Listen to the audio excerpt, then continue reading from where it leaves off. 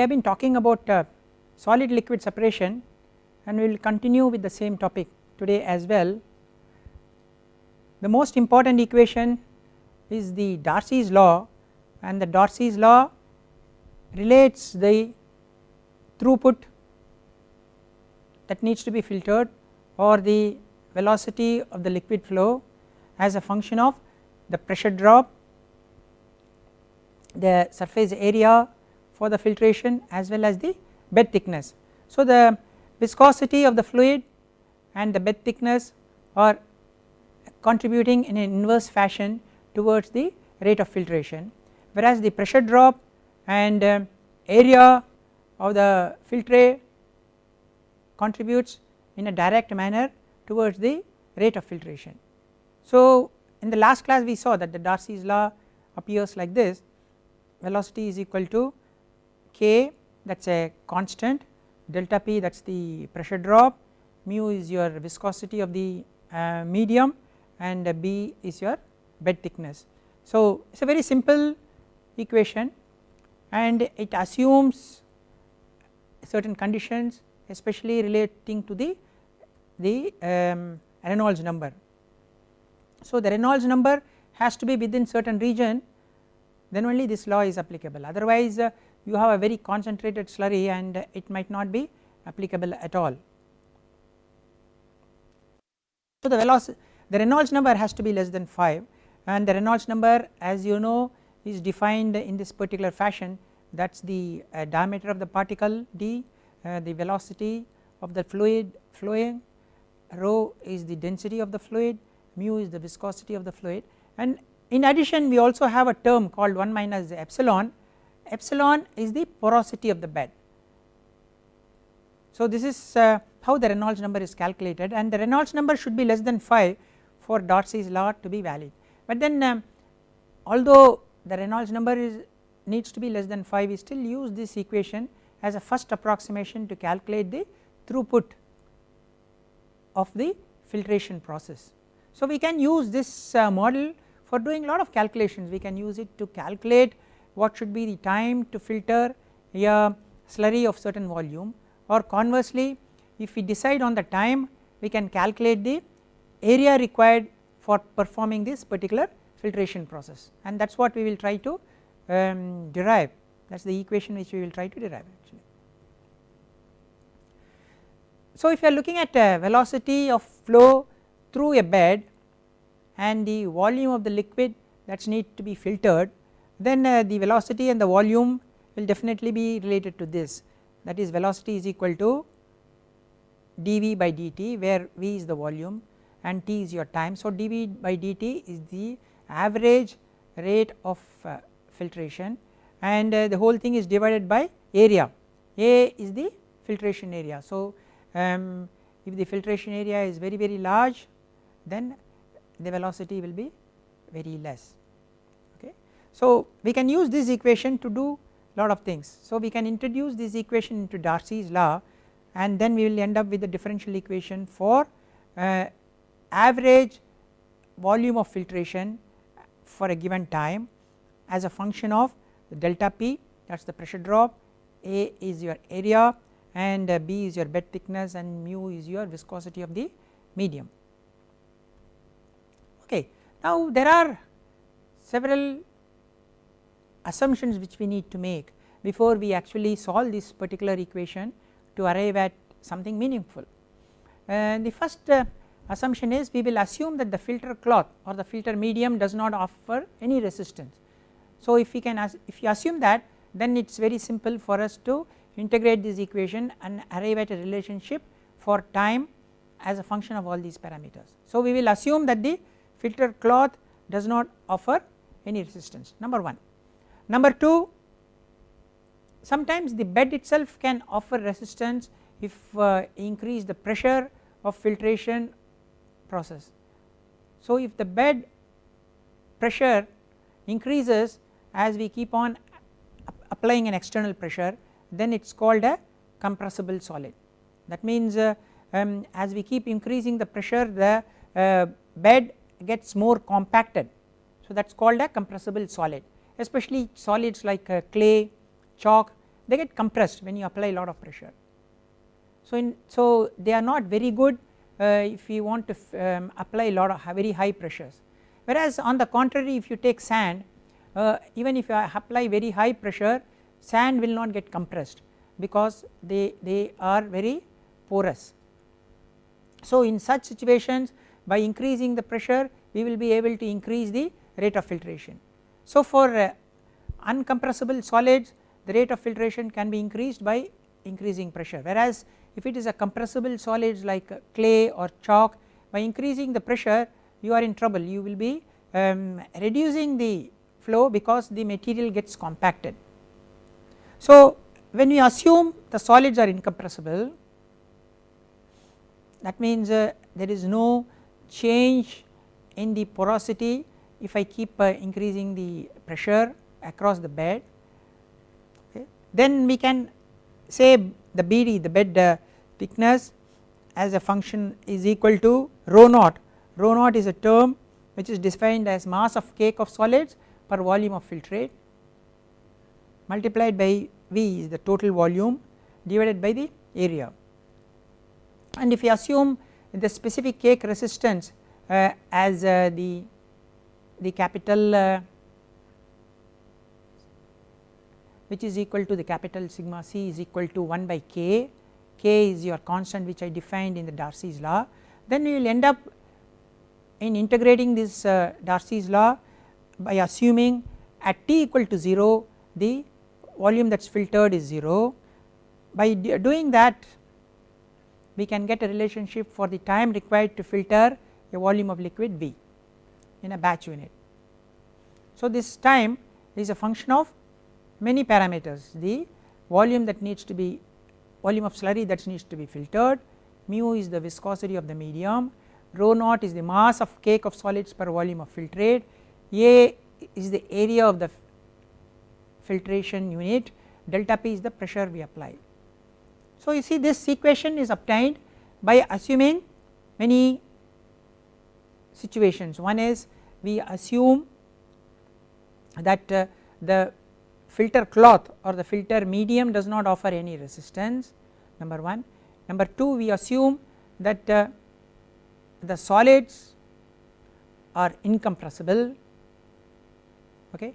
And then number 3, we assume an average rate of filtration, that means we assume dV by dt which is average rate of liquid that is filtered over a period of time. So by assuming these 3 we end up with the relationship for the time of filtration to filter a slurry volume of V, and these are the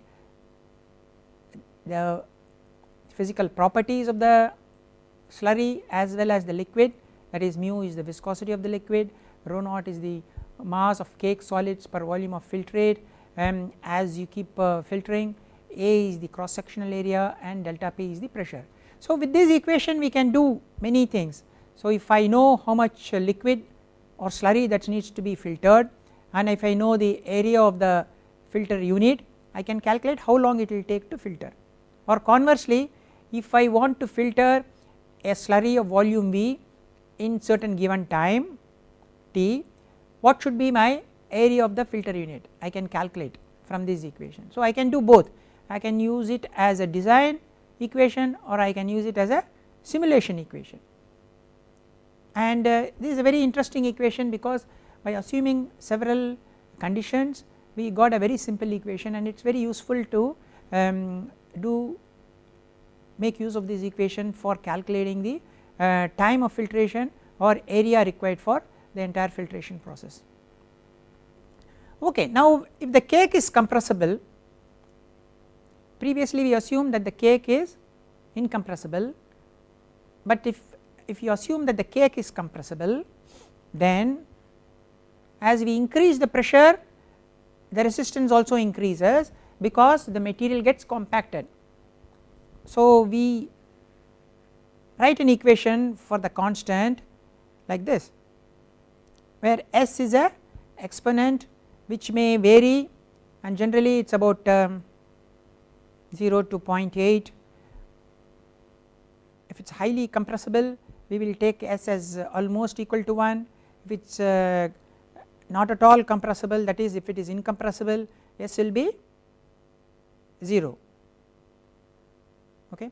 So you see that this particular equation mentions that the resistance offered by the cake towards the flow of the liquid is directly proportional to delta P raised to the power some exponent, and generally we can take this exponent around 0.6 or 0.7 or 0.8 and so on. So in such situations what do we do if you want to filter a material which is going to get really compacted as you increase the pressure? We add something called filter aid. Filter aid is like silicate, sand, all these. What it does, it reduces the resistance offered by the cake, that means it converts a compressible solid into partially compressible or incompressible, so that the liquid can flow through. So if you have that type of situation, then you have a term called delta P raised to the power S. Okay, let us look at a simple problem that will give us an understanding of this concept of incompressible solids as well as the compressible solid. So if you want to know whether your cake is compressible or not, what do? We perform the experiment at different pressures and then see what is the resistance offered by the cake, that means cake resistance. Okay. So from that we can find out whether the solid which you are going to filter is compressible or is not compressible. So imagine I have done some experiments and at different pressures delta P, so at different pressures delta P you get different cake resistance. So what do? You can plot the logarithm of this delta P and logarithm of cake resistance and see how the line looks like, whether it passes through the origin or whether it does not pass through the origin. So this is the relationship if you recall. So if I take logarithm of the left hand side as well as logarithm of the right hand side, what happens? You will have S as the slope of the double log plot and this term will become the intercept, logarithm of that will be the intercept. So in that problem I take logarithm and I take logarithm of delta P, and then in the x axis I plot logarithm of delta P, in the other axis I plot logarithm of the sigma. So what happens? It does not pass through the origin. So what does it mean? The material is compressible. So if it passes through the origin, that means S is equal to 0, that means the resistance offered by the cake is independent of delta P, whereas here it is not passing through the origin, right.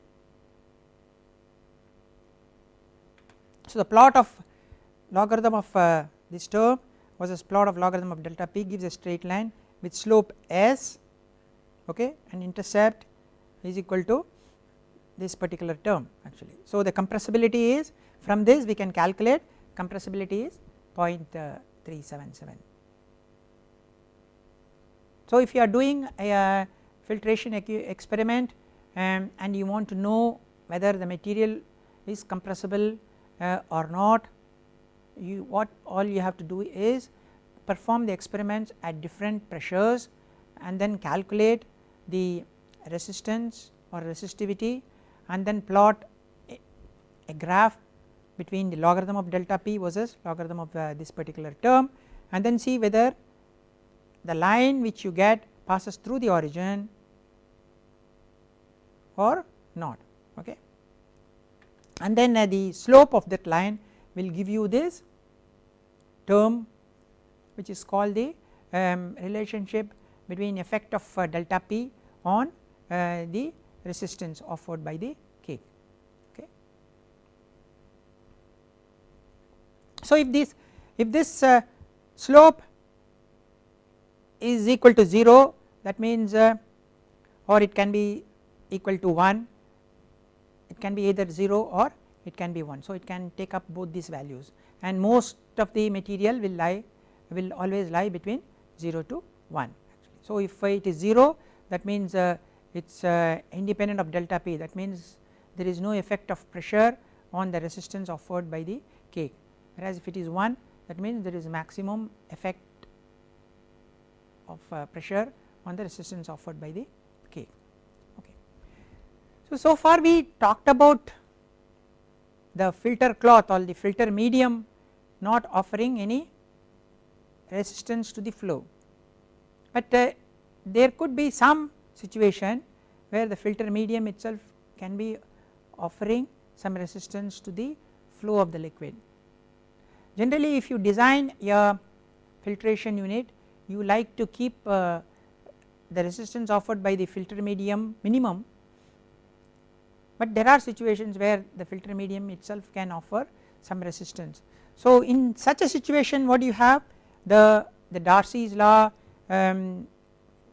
equation is going to be different, and the resistance offered by the cake also will appear in with the resistance offered by the filter cloth or the filter medium. Both the resistances are going to appear in your Darcy's law relationship. So let us look at it again. So as you know, V equal to 1 by A dV by dt, where A is the cross sectional area or the area of the filter setup, V is your volume of slurry that needs to be filtered, and T is your time, and V is your small v is your velocity. Okay. So if you are going to have two resistances, one because of the cake, that is the RC, and one because of the filter cloth or the filter medium, then you are going to have both the term coming into the picture. Okay. So you are going to have 1 by A dV by dt delta P divided by mu Rm plus Rc. If you take incompressible cake, okay, so this term will not have a delta P raised to the power S like we saw before. So by introducing all these into your velocity equation, you are going to have 1 by A dV by dt equal to delta P divided by mu sigma C rho naught V by A. This term comes because of the resistance offered by the cake, and this term comes because of the resistance offered by the medium. Otherwise when the resistance offered by the medium is 0 or the resistance offered by the filter cloth is 0, this term will disappear. This is your original equation which I showed 3 or 4 slides before. So what do? You can now integrate this equation and get a slightly different relationship between time, volumetric flow rate, and resistance offered by the medium. Okay. So by doing that we will end up a relationship like this: A, that is the area, T is the total time required to filter a slurry of volume V multiplied by M V by A plus C. M is given like this and C is given by like this. So here you have a term which is called Rm, that is the resistance offered by the medium or the filter cloth. So if that resistance is 0, the term C will completely disappear, understand. So you will have only this relationship. This is the relationship which I showed a few slides back, because we assume that the medium also offers some resistance, we have that extra term which comes as a plus here.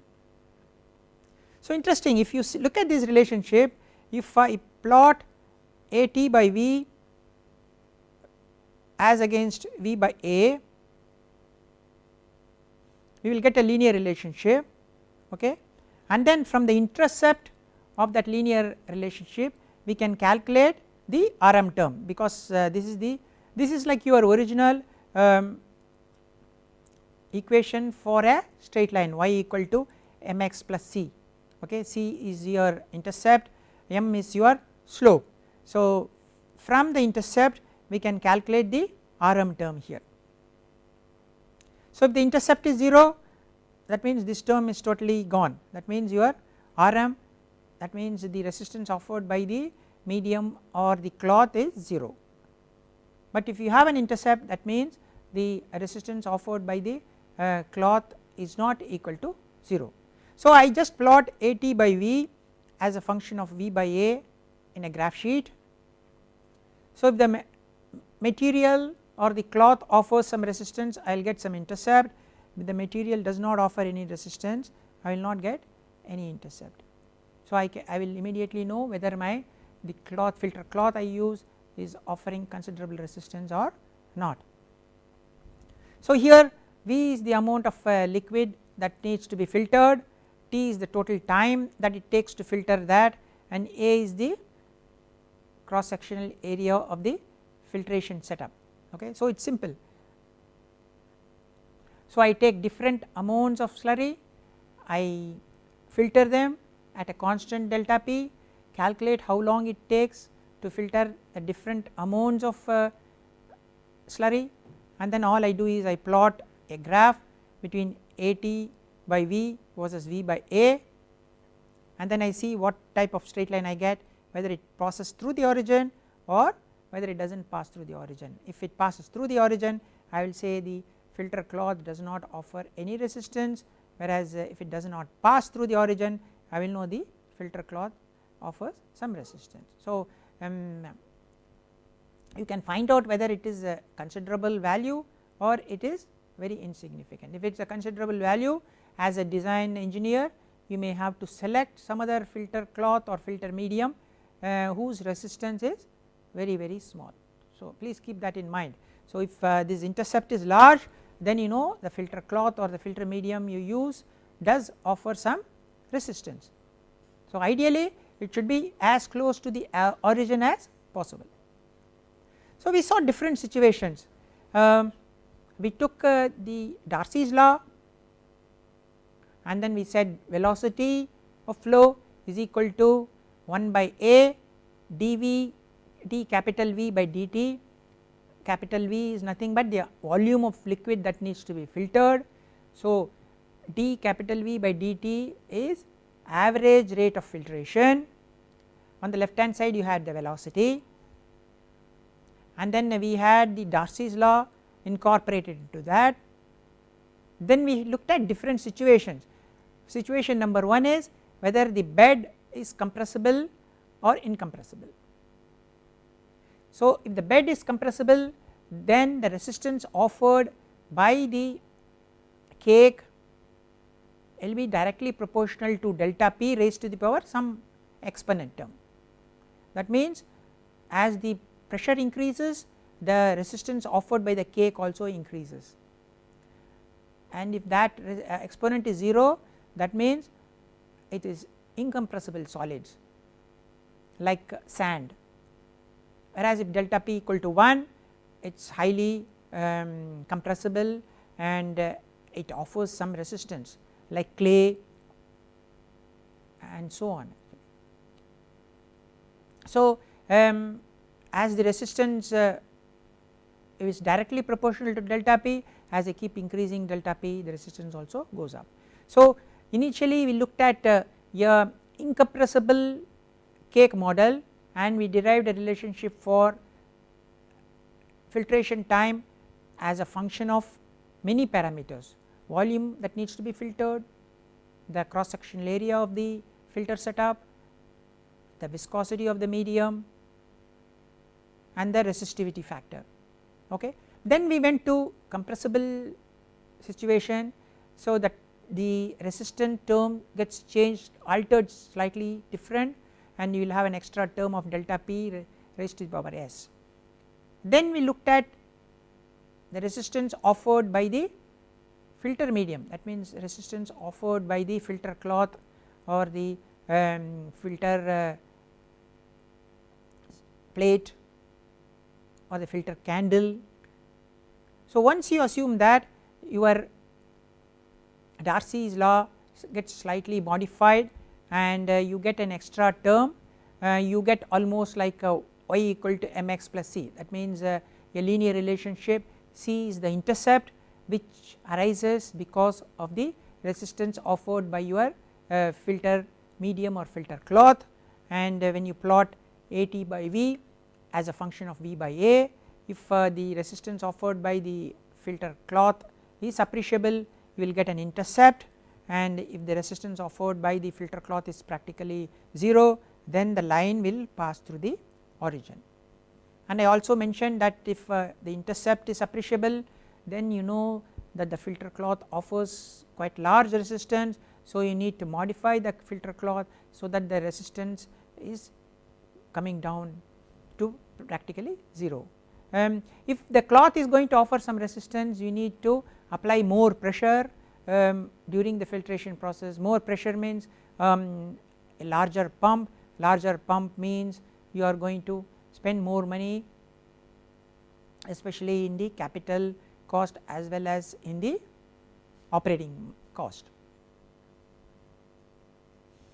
So let us look at a simple problem which gives some idea about calculating filtration process and so on actually.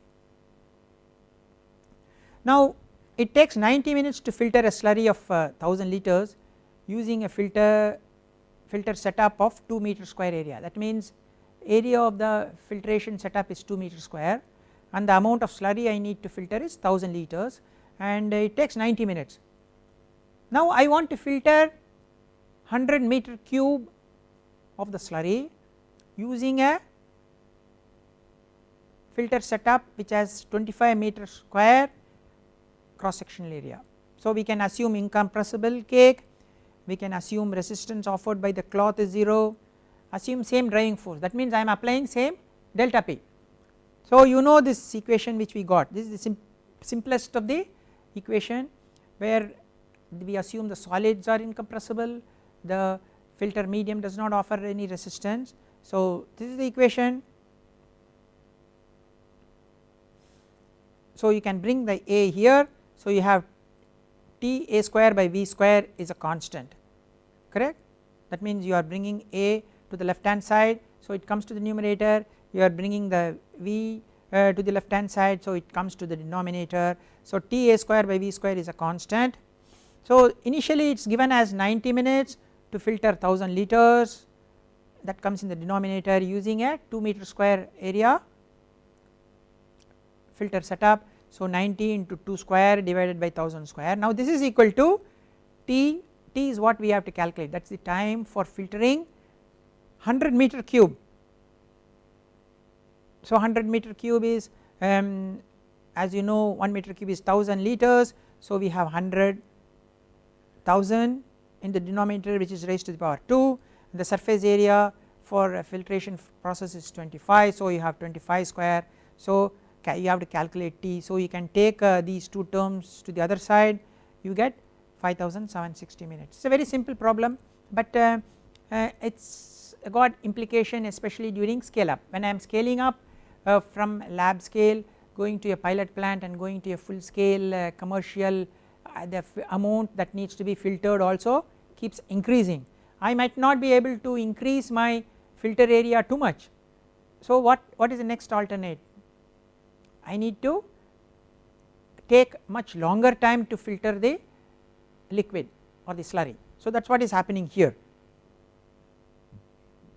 In my pilot plant maybe I am filtering 1000 liters, but in my large scale commercial plant I need to filter 100 meter cube of the liquid.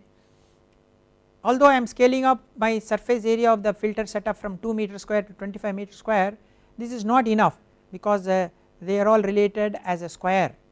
So it takes 90 minutes to filter 1000 liters using 2 meter square, whereas it takes 5760 minutes to filter 100 meter cube of slurry using a 25 meter square filtration setup.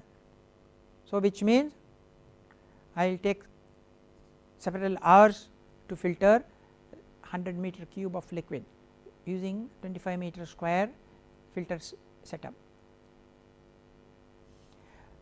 Now we looked at simple filtration setups and we also looked at some of the equations for filtering slurry when they are compressible bed or when the bed is incompressible or when the filter medium offers some resistance or the filter medium does not offer some resistance. Now let us look at another type of filtration. I showed you a picture of that before as well. It is a continuous rotary drum filter. You have a large drum rotating slowly and there is a vacuum applied inside the drum, so the slurry gets sucked the solids get retained on the surface of the drum, liquid travels right inside. As the drum rotates, you may have washing of the cake that is deposited on the surface of the drum. So if there are any impurities which dissolves in the washing up liquid, they dissolve and get sucked in. So you have pure solids which is stuck on the top, and then that solid is scraped and collected on, and then again the drum which is free from the attached solid once again sucks in the liquid, and the solids in the slurry gets attached to the surface. So this process keeps happening continuously. So I can filter continuously a slurry, I can collect continuously wet solids. This is quite a lot used in pharmaceutical type of applications, where it happens continuously, and we continuously get wet solids which can go into a continuous dryer, and the solids can get dried and collected at the other end. So there are several steps during this process. The total filtration cycle is broken down into several steps. Step number 1, cake formation step. This is the time when the drum dips inside the slurry. So the drum is inside the slurry and there is a vacuum applied inside the drum. So the liquid gets sucked inside the drum, and the solids forms a cake or retained on the surface of the drum. This is where the actual filtration takes place. Once the drum comes out of the slurry, there is no new cake that is being formed. Please remember that once the drum comes out of the slurry, there is no new cake that is formed, but the solids are washed here. This is the cake washing cycle. I may use water, I may use some solvent which will try to remove some impurities. So if there are some impurities present in the cake, that can be washed, dissolved and removed. Again the liquid gets sucked inside, so the washing up liquid is removed. The third step is cake drying. This is the time when the moisture that is still attached to the wet bed gets sucked in. It does not get fully dried, but some amount of moisture removal takes place, and finally the solids are cut with a knife. So this is where the cake gets discharged, and the wet solids are collected for further processing, and once again the empty drum dips into the slurry tank, and once again you form the cake, and the process goes on and on and on. So here this is the cake formation step, remember that, where this is the time when the cake is formed, the empty drum dips into the slurry tank, otherwise there is no cake formed. So here we can use the same Darcy's law equation and go further on. So this is the setup as I described in the previous slide. You have the cake formation when the drum is inside or dipped into the slurry, and you have a cake. Then here you are doing the washing using water or any solvent. Once again the washing up liquid gets sucked inside. This is the drying stage where the wet solid will slowly lose its wetness, because the liquid that is stuck to the solids gets sucked in, and finally here you have a cutting knife and the cake is scraped out and collected, and again the drum is empty and it dips inside the slurry tank. So this process goes on and on actually. Okay. So the cycle time, that is the time taken for the drum to start from the slurry tank, go round and finally reach the slurry tank, is made up of 4 steps. One is called the filtration time, second is the washing time, drying time, finally the discharge time. All these add up to get a cycle time. So we can still use the Darcy's law during for the calculating the filtration time. So if you remember from our old previous slides, you will get a relation for the cake time taken for the cake to form or to filter a slurry of volume Vf A is the area which is dipped inside your slurry tank, rho naught as you know is the mass of the solid per volume, mu is the viscosity, and this is the resistivity. Here we have assumed compressible solids, that is why you have delta P raised to the power 1 minus S, okay, do not forget that. If there is no compressibility, then that term will disappear, okay, the S term will become 0. Remember that there is cake formed only when the drum is dipped inside the slurry tank, whereas when the drum is outside the slurry tank there is no new cake that is being formed, the cake is getting washed, cake is getting dried, cake is getting cut. So during the first stage when the drum is inside the slurry tank, we can still use the Darcy's law relationship as we derived previously, and as you can see it is a function of amount of liquid or the slurry that is being filtered, it is a function of the area inversely proportional to the area, it is a function of the delta P. Because we have assumed a compressible solid, we got this term S. If the solid is not compressible, we can just omit this S, or S becomes 0, and these are the physical property of the liquid as well as the slurry density, okay. Now you want to calculate how much solvent or how much water is required to wash the cake so that we can purify the cake to a high level, or we can remove the amount of impurity present. So you have an empirical relationship that relates the amount of wash liquid required and the amount of washing efficiency and the amount of impurity that is present before washing and after washing. So this is an empirical relationship based on lot of experience. So we cannot derive this particular relationship from fundamentals, okay. So this relationship, as you can see, says R is the impurity remaining after the wash divided by impurity that is originally present in the cake before the wash, okay, R. This is equal to 1 minus epsilon raised to the power n. Epsilon is the washing efficiency of the cake. Generally we can take it as it is a function of the equipment, so generally you can take it as 70%, that means 0.7.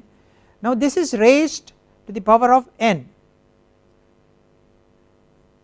N is the volume of wash liquid divided by volume of liquid retained in the cake. Because this is a solid, the solid will always retain some amount of liquid, that depends upon the amount of wash liquid we use, right. So N is a function of volume of wash liquid divided by volume of liquid retained in the cake. All these are related to the impurity remaining after the wash. So if I know this term R, I can calculate N assuming epsilon to be around 70%. If I know N, I can calculate R.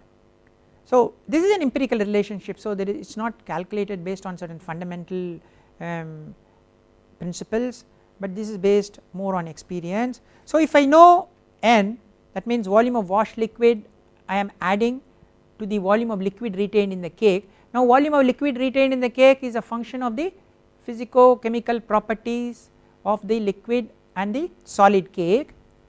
Volume of wash liquid is a function of the solubility of the impurity. Now this is related to R on the left hand side. R is the impurity remaining after the wash and impurity that is present originally. Now this is a function of so many factors. This is a function of the solubility of the impurity in the washing up liquid, it is a function of the efficiency of your equipment, it is a function of how much of liquid that is retained by the cake. So it is a very simple relationship, r equal to 1 minus epsilon raised to the power n, and it is an empirical relationship as I said.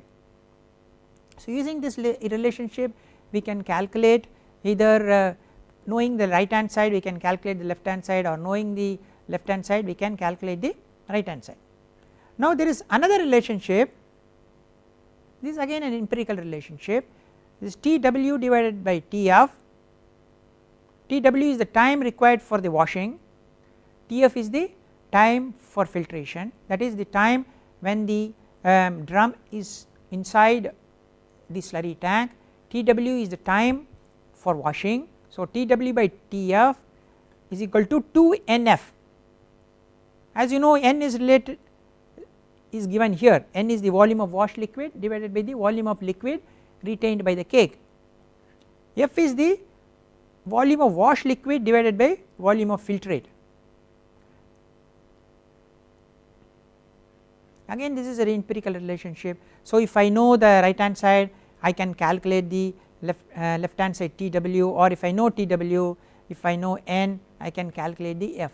So you see this two equations, one is r equal to 1 minus epsilon raised to the power n, and TW divided by TF is equal to 2NF, both are empirical relationship and they relate several properties of the cake, the impurity present, the solubility of the impurity in the washing liquid, the efficiency of your rotating drum filter, the amount of liquid retained by the solid cake,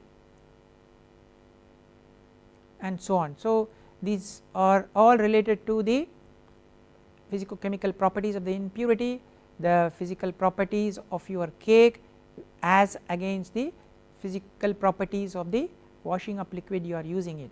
So using these two relationship we can calculate many terms required for your design, how much of washing up liquid that I require to remove the impurity present in my cake from certain value, say from 10% to 1%, how much of washing up liquid I will require. So I can use these equations to calculate that, or I can say if I have 10% impurity and I add so many 1000 liters of washing up liquid, how much will be the reduction in the impurity from 10% to what value. So I can use these two relationships, they are very simple relationship to calculate the impurity profile depending upon the amount of washing up liquid I am using and depending upon the physico chemical properties of the impurity as well as the cake. We will look at some problems in the next class. Okay. Now the next design which we saw in the previous is centrifuge. Centrifuge achieves its driving force through the application of a high rotational speed, and because of these centrifugal forces solids get thrown out to these walls and the liquid flows right through the center, and that is how you achieve a solid liquid separation.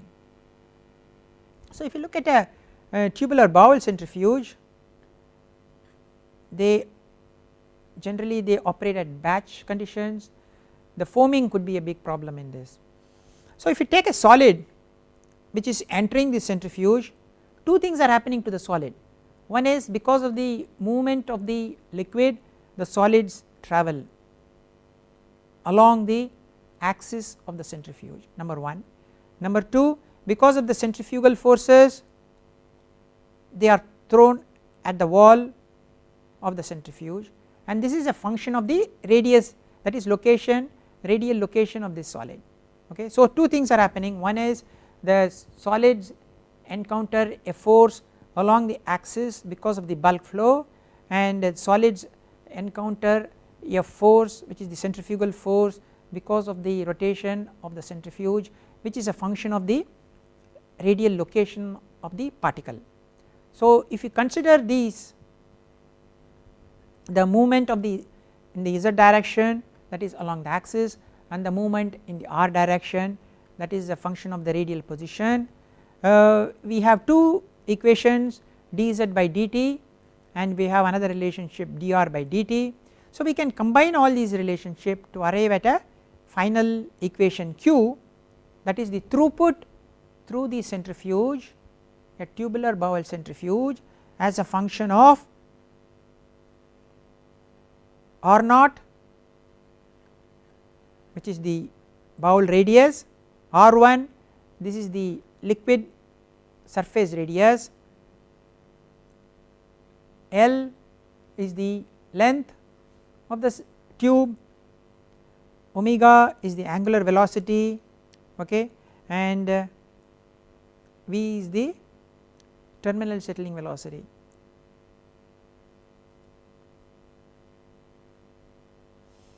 Now if you assume r naught and r1, that is the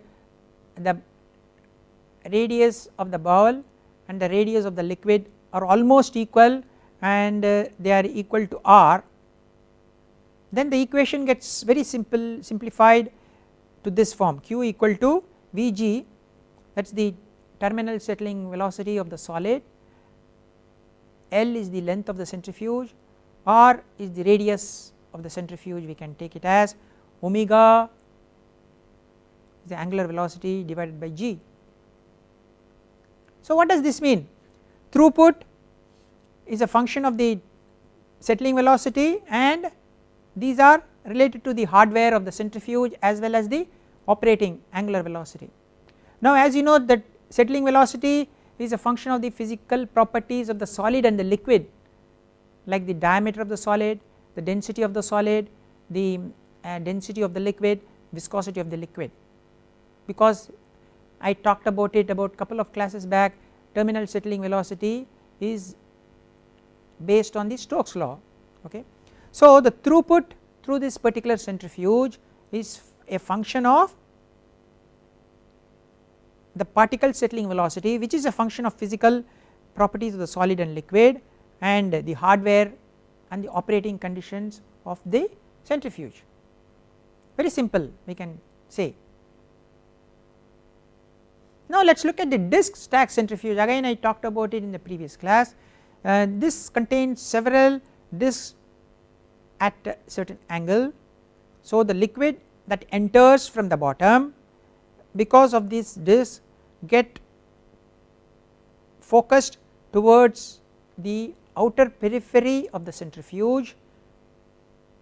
The solids get stuck to these outer walls of the centrifuge, whereas the liquid turns and then goes out here and the solids are collected here.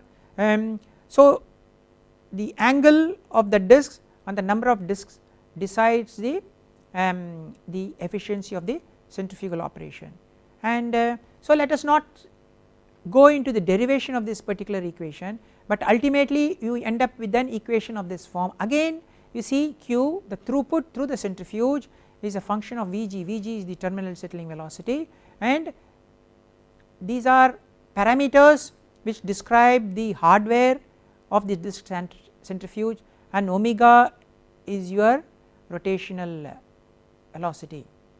So once again, just like your previous relationship for a bowel centrifuge, we have the throughput as a function of the terminal settling velocity and the hardware parameters. Whether it is a disc centrifuge or whether it is a bowel centrifuge, we have throughput on the left hand side as a function of the terminal settling velocity and the hardware parameters, and the terminal settling velocity is once again a function of the physical properties of the solid as well as the physical properties of the liquid. So very simple, so it is directly related to the hardware parameters as well as the physico chemical properties of the liquid and the solid which you are trying to remove.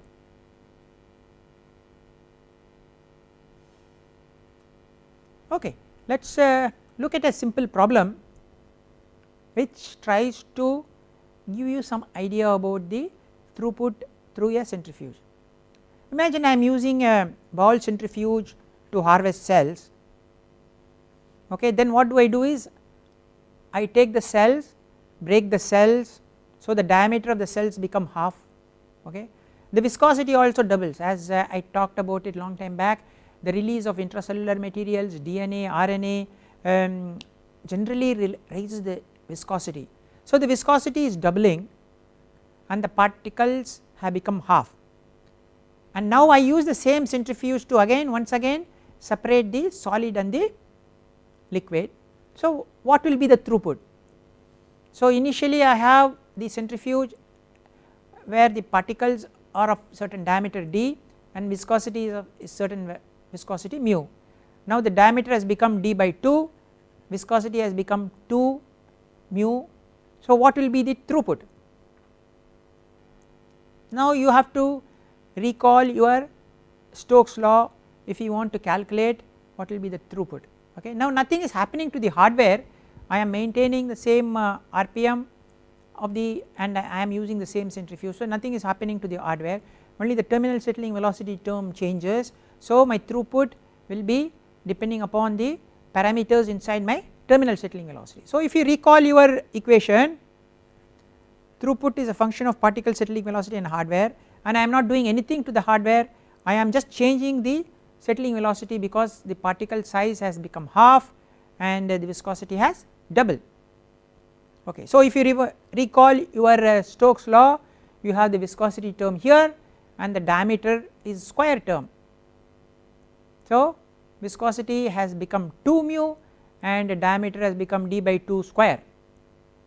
So the velocity from original value has changed because of the change in diameter as well as the change in viscosity, and that is going to affect my throughput, which is on the left hand side. So what is going to happen?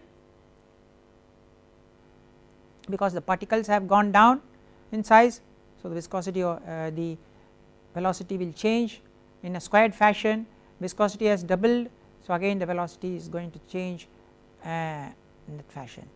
So new throughput will be equal to old throughput, because the particles have become half, I have put half squared because diameter square term is coming here. Now viscosity has doubled, so I have put a 2 term in the denominator. So you look at 1 by 2 square become 1 by 4, there is a 2 here, so it becomes 1 by 8. So what happens? The new throughput has gone down by a factor of 8. Okay, so old throughput divided by 8, because the particle has become smaller and the viscosity has doubled. So what do we have to do? If you want to use the same equipment, either you accept that the throughput will go down, or I have to change my RPM so that I am able to increase my throughput. You might not be able to increase it by a factor of 8, but you may be able to increase it, double it or triple it, or I may have to go through some other bowl centrifuge so that I can maintain the same throughput. So that is what normally is practiced. People do not use the same centrifuge and hope to get the same throughput, but they will like to go to some other equipment with the different dimensions or with different angular velocities. Okay.